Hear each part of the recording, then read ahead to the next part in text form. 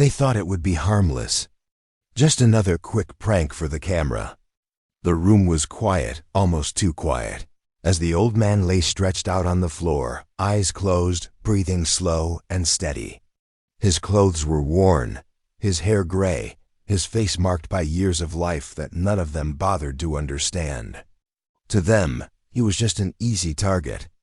An old man sleeping in a public training hall.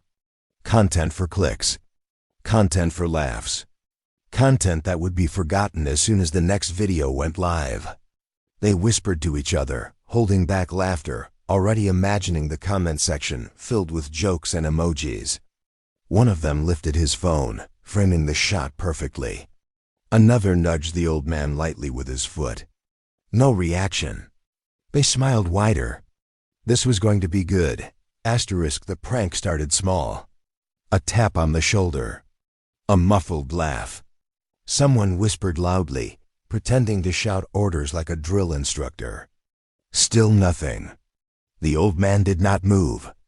His chest rose and fell in a slow, controlled rhythm. That should have been the first warning. Sleep that calm does not belong to weakness. It belongs to discipline. But they didn't know that. They only saw age, wrinkles, gray hair. To them, age meant slow. Age meant fragile. Age meant harmless. They stepped closer, growing bolder.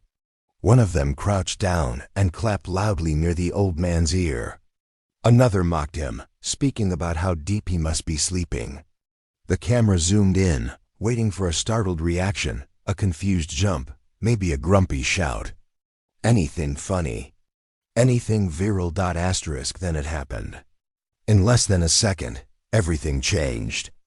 The old man's eyes snapped open, sharp and focused, not confused, not afraid. His body moved before his mind even seemed to register the room. Years of training took over. Pure muscle memory. His hand shot out, gripping the nearest arm with terrifying precision. He rolled, using leverage and balance, not strength, flipping the younger man off his feet. The prankster hit the mat hard, the air knocked out of his lungs. Before anyone could react, the old man was already up, moving with speed that did not match his age. His posture changed completely. Gone was the sleeping elder. Standing in his place was a man in full combat stance. The laughter died instantly.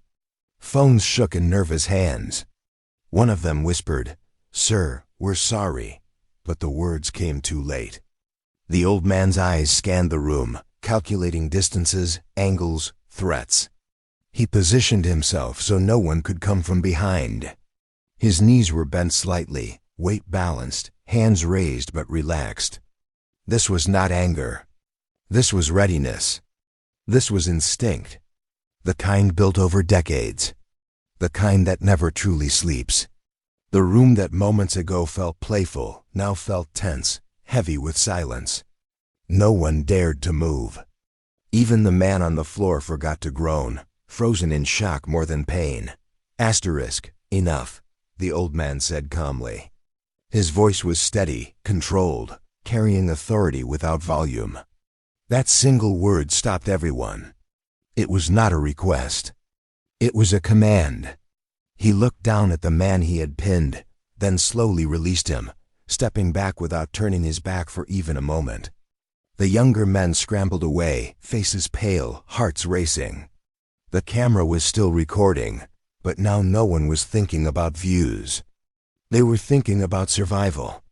They were thinking about how badly they had misjudged the situation. The old man straightened his jacket and took a slow breath. Only then did his shoulders relax slightly. He looked around the room, making sure the threat was gone. When he spoke again, his tone was different. Not harsh. Not mocking. Just tired. "You should never wake someone like that," he said. "Especially someone you don't know." His words hung in the air, heavier than any shout could have been. One of the pranksters nodded repeatedly, apologizing over and over, his voice shaking. Another lowered his phone, realizing that what they had captured was not comedy, But something far more serious. The old man sat down on a bench, rubbing his wrist slowly. For the first time, he looked his age. The tension drained from his body, replaced by a quiet weariness. He noticed their expressions and sighed. "I didn't mean to hurt anyone," he said. "But some habits don't fade." One of them finally found the courage to ask, "Sir, were you in the military?" The old man looked up, a faint, distant smile touching his lips. "Once," he replied. "A long time ago." He did not elaborate. He did not need to. His actions had already told the story better than words ever could. As they helped their friend to his feet, the pranksters realized how close they had come to real danger. What if the old man had panicked? What if he had struck harder? What if he had been armed? The questions raced through their minds, each more unsettling than the last. This was no longer a funny clip. This was a lesson. A reminder that age does not erase experience. That strength is not always visible. That respect should come before laughter. The camera captured the aftermath, the awkward apologies, the shaken faces, the old man quietly tying his shoes as if nothing extraordinary had happened. Before leaving, the old man turned back to them. "Be careful what you make fun of," he said softly. "You never know what someone has survived." Then he walked out, his steps slow but steady, leaving behind a room full of young men who would never look at a sleeping stranger the same way again.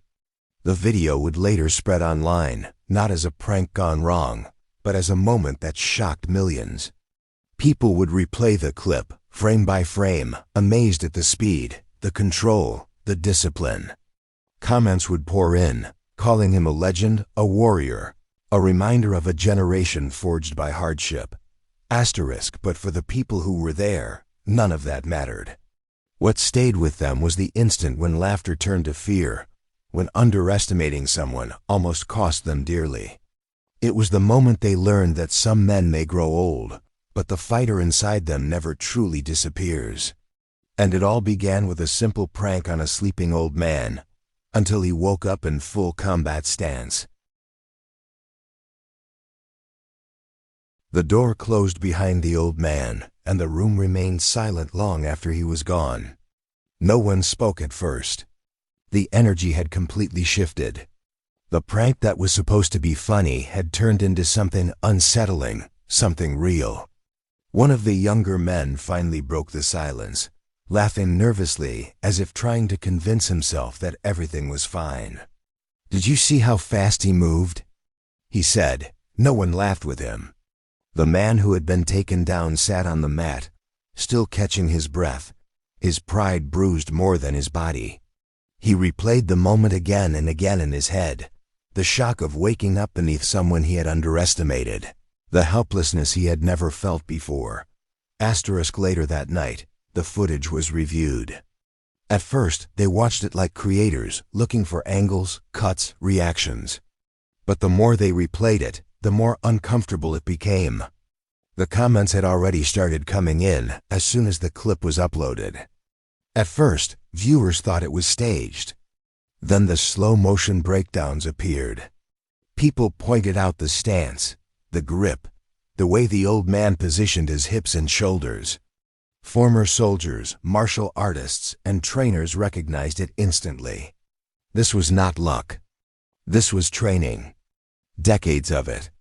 The comment section transformed from laughter to respect within hours. The next morning, one of the pranksters couldn't shake the feeling that they had crossed a line. He suggested they find the old man and apologize properly, not just in the heat of fear, but as men who understood their mistake.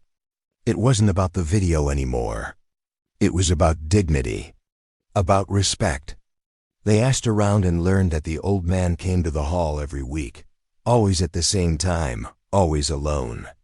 He trained quietly, never drawing attention, never correcting anyone unless asked. He was known for keeping to himself.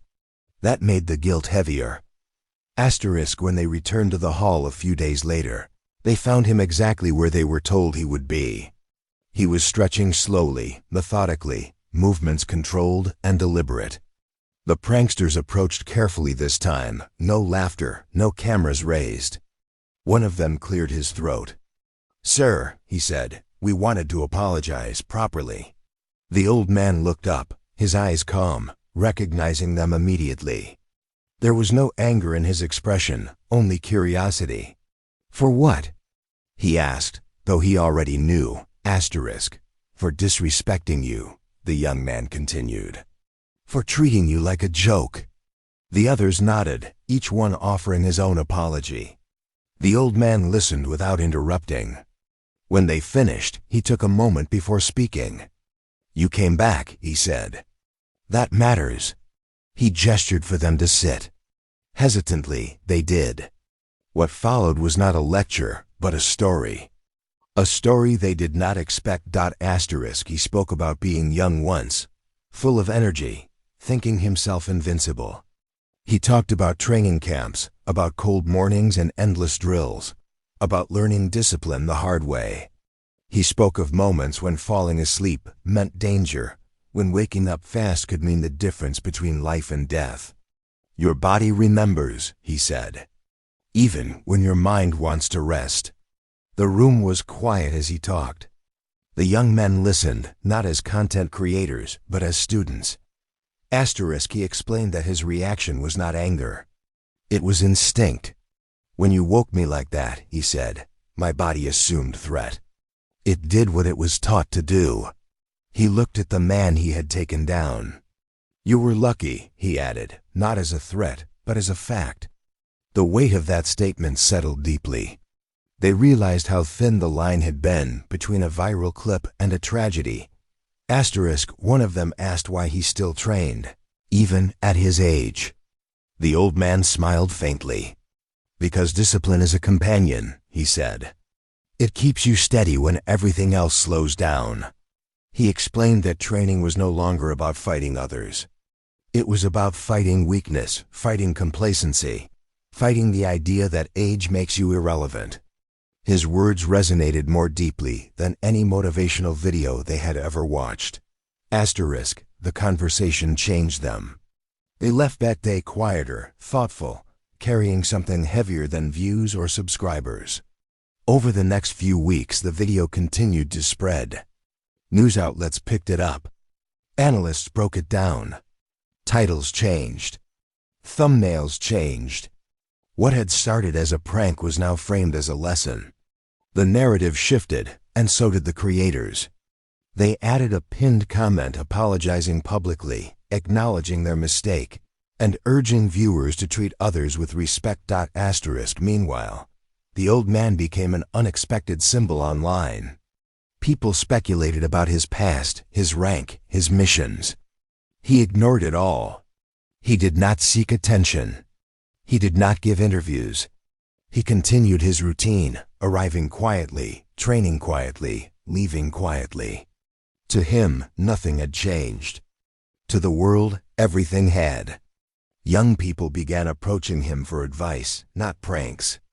They asked about discipline, about confidence, about fear. He answered simply, always redirecting attention away from himself and toward effort and respect. The pranksters noticed a change in themselves as well. Their content shifted. Less mockery. More meaning. They started focusing on stories that inspired rather than embarrassed. Views did not drop as they feared. In fact, they grew. People appreciated the honesty, the growth, the accountability. The comment section reflected that change, filled with messages about learning, humility, and second chances. One night, as they reviewed another edit, one of them paused the video on the frame where the old man first opened his eyes. "That look," he said quietly. "That's not anger. That's awareness." The others nodded. They all understood now. That single second had taught them more than years of chasing laughs. It had taught them that strength does not announce itself, that respect should be given freely, and that some lessons arrive without warning. The old man never asked for recognition, but he had become a teacher nonetheless. Not through speeches, but through presence, through reaction, through restraint. He could have humiliated them further. He could have escalated. Instead, he chose control.